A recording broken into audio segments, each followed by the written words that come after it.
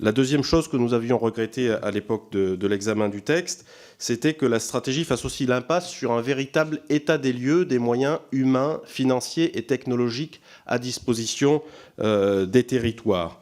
Le deuxième point, c'est le manque de moyens concernant la prévention, et en particulier, vous l'avez abordé tout à l'heure, le recul préoccupant du service public forestier et de l'ONF. Vous avez souligné qu'il y avait eu une petite amélioration cette année, même s'il y a eu une grosse bataille budgétaire autour de ce sujet.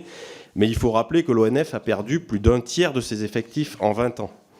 Et il en résulte que les surfaces de forêt à gérer par chaque agent ont doublé, au détriment des missions de surveillance et de départ du feu. Donc je voulais avoir votre position là-dessus et sur la nécessité de renforcer les moyens de l'ONF. Le troisième point que je voulais souligner, ça a été aussi abordé, c'est que la Fédération nationale des sapeurs-pompiers a appelé à atteindre le nombre de 250 000 sapeurs-pompiers volontaires. On en est très loin aujourd'hui.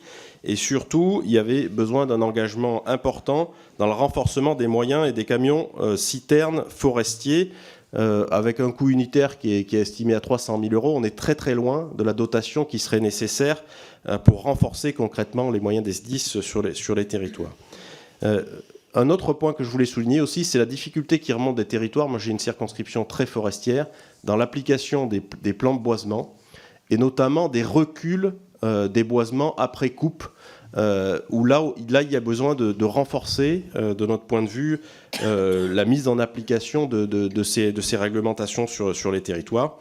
Donc je voulais avoir votre sentiment sur l'ensemble de ces points et sur la nécessité surtout de se doter d'une vraie programmation financière adossée à la stratégie nationale de lutte contre les incendies. Je vous remercie.